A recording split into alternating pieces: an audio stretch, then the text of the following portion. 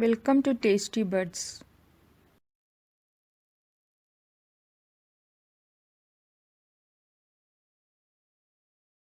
ഇന്ന് നമ്മൾ ഉണ്ടാക്കാൻ പോകുന്ന ഒരു വെറൈറ്റി ചീരത്തോരനാണ്. അപ്പോൾ അത് കണ്ടിട്ട് നിങ്ങൾക്ക് ഇഷ്ടമായിട്ടുണ്ടെങ്കിൽ എന്തായാലും തീർച്ചയായിട്ടും ട്രൈ ചെയ്ത് നോക്കണം. ഞാനിത് കാണിക്കാൻ കാരണം നമ്മൾ ഇടയ്ക്ക് വെച്ചിട്ട് നമുക്കിത് കാണിച്ച് എക്സ്പ്ലെയിൻ ചെയ്ത് തരാൻ പറ്റില്ല. കാരണം അപ്പോഴേക്കും നമ്മുടെ കടുകൊക്കെ കരിഞ്ഞു പോകും. അത് കാരണമാണ്. അപ്പോൾ ഇതെന്താ ചെയ്തതെന്ന് വെച്ചാൽ ഞാനൊരു 1.5 ടേബിൾ സ്പൂണ് മട്ട അരി എടുത്തിട്ടുണ്ടായിരുന്നു. അത് അരമണിക്കൂർ നേരം കഴുകി കുതിർക്കാൻ വെച്ചു. എന്നിട്ട് പിന്നെ അത് നമ്മുടെ ചായ അരിക്കുന്ന ആ സ്ട്രെയിനറിൽ അതിൽ അരിപ്പയിൽ ഞാൻ വെള്ളം വാരാൻ വേണ്ടി വെച്ചിട്ടുണ്ട്. ഓക്കെ, അപ്പം നമുക്ക് അടുത്ത പ്രൊസീജിയറിലേക്ക് പോകാം. അത് ഞാൻ ആദ്യം പറഞ്ഞു തന്നതാണ്. ആ സമയത്ത് നമുക്ക് പറയാൻ സമയം കിട്ടില്ല, നമ്മുടെ കടുകൊക്കെ കരിഞ്ഞു പോകും. അത് കാരണമാണ് കേട്ടോ. അപ്പം ഞാനൊരു പാൻ അടുപ്പത്ത് വെച്ചിട്ടുണ്ട്. അതിലേക്ക് നമുക്ക് കുറച്ച് വെളിച്ചെണ്ണ തന്നെ ഒഴിച്ചു കൊടുക്കാം. ചീരത്തോരനൊക്കെ വെളിച്ചെണ്ണ തന്നെയാണ് നല്ലത്. അപ്പം ഞാൻ ഒരു 1.5 ടേബിൾ സ്പൂൺ വെളിച്ചെണ്ണ ഉണ്ടായിരിക്കും, അത് ഒഴിച്ചു കൊടുത്തു. ഇത് നന്നായി ചൂടായി വരട്ടെ. അപ്പോൾ നമ്മുടെ പാനിലുള്ള കോക്കനട്ട് ഓയിൽ, അതായത് വെളിച്ചെണ്ണ നന്നായി ചൂടായി വന്നിട്ടുണ്ട്. ഞാനപ്പോൾ ഒരു ടീസ്പൂൺ കടുക് അതിലേക്ക് ഇട്ട് കൊടുക്കുകയാണ്. കടുക് നന്നായി പൊട്ടി വരട്ടെ. ലോ ഫ്ലെയിമിലാണ് ഇട്ടിട്ടുള്ളത്. അപ്പോൾ ഇനി നമുക്ക് ആഡ് ചെയ്യാനുള്ള ഇൻഗ്രീഡിയൻറ്റ് ഞാൻ നേരത്തെ പറഞ്ഞ നമ്മൾ മട്ട അരി കഴുകി വെച്ചിട്ടുണ്ടല്ലോ, അത് ഇതിലേക്ക് ആഡ് ചെയ്ത് കൊടുക്കുക. അതിങ്ങനെ പൊട്ടി വരും. ലോ ഫ്ലെയിമിൽ ഇട്ട് കൊടുക്കണം. കണ്ടോ, പൊട്ടി വരുന്നുണ്ടോ? അപ്പോൾ അതൊക്കെ നമുക്ക് ഇളക്കി കൊടുക്കാം. പേടിയുള്ളവരാണെങ്കിൽ ഒന്ന് മൂടി വെച്ചാൽ മതി.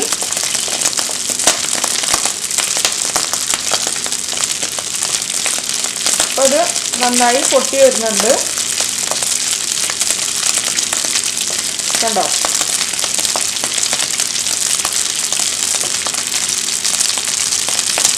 എല്ലാ അരി അതുപോലെ പൊട്ടി വരട്ടെ. നമുക്കൊന്ന് മൂടി വെക്കാം. അപ്പോൾ ഞാൻ മൂടി വെച്ചിരുന്നു. കാരണം എന്താണെന്ന് വെച്ചാൽ അത് പൊട്ടി എല്ലായിടത്തേക്കും തെറിക്കുന്നുണ്ട്. അത് കാരണം എൻ്റെ അരിയൊക്കെ പോവാണ്. അത് കാരണമാണ് ഞാൻ മൂടി വെച്ചത്. പിന്നെ നമ്മുടെ മേൽക്കും പൊട്ടി തെറിക്കുന്നുണ്ട്. അപ്പോൾ നമുക്കിനി ഇതൊന്ന് മിക്സ് ചെയ്ത് കൊടുക്കാം. കാരണം എല്ലാ അരി അതുപോലെ പൊട്ടി വരണം. ഞാൻ ലോ ഫ്ലെയിമിൽ ഇട്ടിട്ടാണ് ഇത് ചെയ്യുന്നത് കേട്ടോ, അല്ലെങ്കിൽ കരിഞ്ഞു പോകാൻ സാധ്യതയുണ്ട്.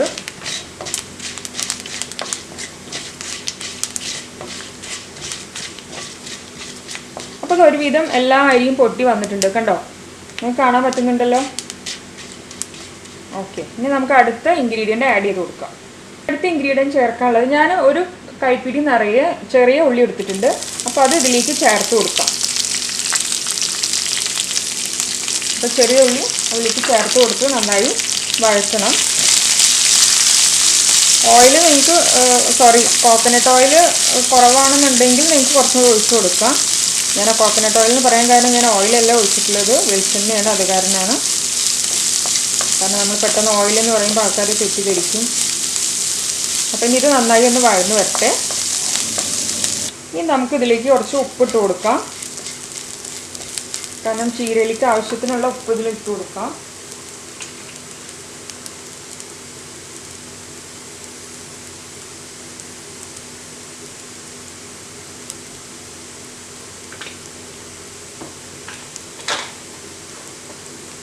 ഇട്ട് കൊടുത്ത് ഒന്ന് മിക്സ് ചെയ്ത് കൊടുക്കാം.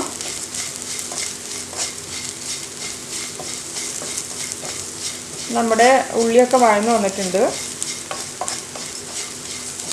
ഇനി നമുക്ക് അടുത്ത ഇൻഗ്രീഡിയൻറ്റ് ചേർത്ത് കൊടുക്കാം. ചേർക്കാനുള്ളത് നമുക്ക് 1 കപ്പ് തേങ്ങയാണ്. അപ്പോൾ 1 കപ്പ് തേങ്ങ നമുക്കിതിലേക്ക് ചേർത്ത് കൊടുക്കാം.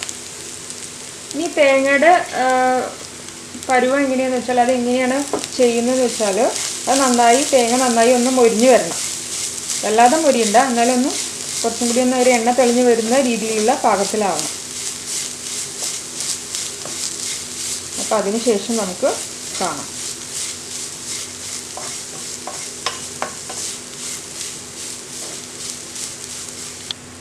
അപ്പോൾ തേങ്ങയിൽ നിന്ന് തന്നെ ഒരു എണ്ണ തെളിഞ്ഞ് വരുന്ന പരുവത്തിലായിട്ടുണ്ട്. ഇപ്പോൾ ഇത് എൻ്റെ ഒരു ഫ്രണ്ട് പറഞ്ഞു തന്ന റെസിപ്പിയാണ് കേട്ടോ. എൻ്റെ റെസിപ്പിയല്ല, എൻ്റെ ഒരു ഫ്രണ്ട് പറഞ്ഞു തന്ന് നല്ല ടേസ്റ്റാണ് ഇത് കഴിക്കാനെന്നൊക്കെ പറഞ്ഞു. അപ്പോൾ ഇങ്ങനെ ഒന്ന് ഉണ്ടാക്കി നോക്കാൻ വേണ്ടി പറഞ്ഞു.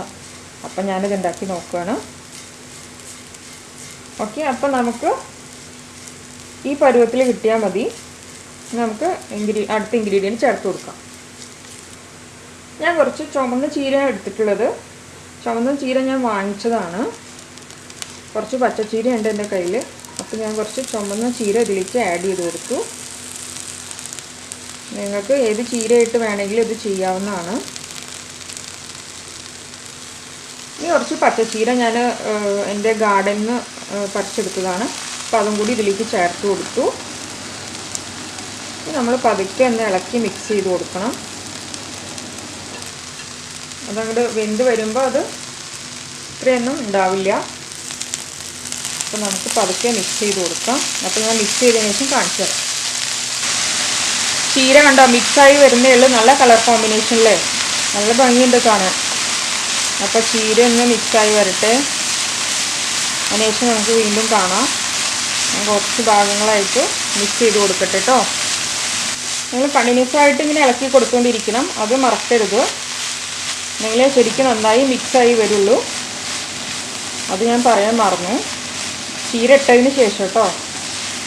ചീര ഇട്ടതിന് ശേഷം നമ്മളിതെല്ലാം കൂടി നന്നായി എല്ലാ ഭാഗത്തു നിന്ന് മിക്സ് ചെയ്ത് കൊടുക്കണം. ഉപ്പൊക്കെ നമുക്ക് ചെക്ക് ചെയ്യാം. ആദ്യം ഇതൊന്ന് മിക്സായി വരട്ടെ. അതിന് ശേഷം നമുക്ക് ഉപ്പൊക്കെ ചെക്ക് ചെയ്യാം. അപ്പോൾ ഏകദേശം മിക്സായി വന്നിട്ടുണ്ട്. നല്ല നമ്മുടെ ആ ചുവന്ന ഉള്ളിയുടെയും തേങ്ങയുടെയൊക്കെ സ്മെല്ല് നന്നായി വരുന്നുണ്ട്. ഈ മണം നമ്മളെ മൂക്കിലേക്ക് അടിക്കുമ്പോൾ തന്നെ അത് നല്ല ടേസ്റ്റ് ഉണ്ടെന്ന് തോന്നുന്നുണ്ട്. അപ്പോൾ ഞാനിതിന് ഉപ്പൊക്കെ ഒന്ന് ചെക്ക് ചെയ്യട്ടെ. ഉപ്പൊന്ന് ചെക്ക് ചെയ്ത് നോക്കട്ടെ. നല്ല ചൂടുണ്ട്. നല്ല ടേസ്റ്റ് ഉണ്ട്. ഇത് നുള്ള ഉപ്പിൻ്റെ കുറവുണ്ട്. അപ്പോൾ അത് നമുക്ക് ഇപ്പോൾ ആഡ് ചെയ്ത് കൊടുക്കാം. ഒന്ന് മിക്സ് ചെയ്ത് കൊടുത്താൽ മതി. അതുപോലെ ആ അരിയൊക്കെ ഉണ്ടല്ലോ, അരിയൊക്കെ നന്നായി കടിക്കുന്നുണ്ട്. തേങ്ങ, ചെറിയ ഉള്ളി ഇതൊക്കെ നന്നായി കടിക്കുന്നുണ്ട്. അപ്പോൾ ഒരു നുള്ള ഉപ്പ് ഇട്ട് കൊടുത്തിട്ടുള്ളൂ.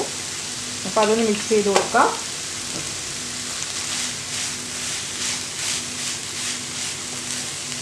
ഇത് ശരിക്കും ഒരു വെറൈറ്റി തന്നെയാണ് കേട്ടോ. നല്ല ടേസ്റ്റ് ഉണ്ട്. ഞാൻ ഇതുവരെ ഇങ്ങനെ ഒരു ചീരത്തോരൻ കഴിച്ചിട്ടില്ല.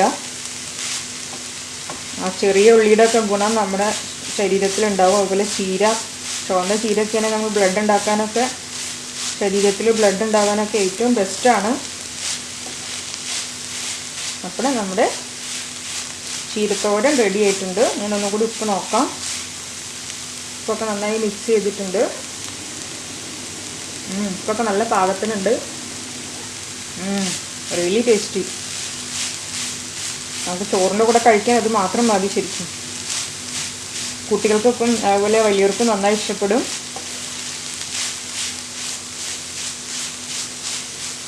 അപ്പോൾ ഞാൻ സ്റ്റവ് ഓഫ് ചെയ്തിട്ട് കേട്ടോ.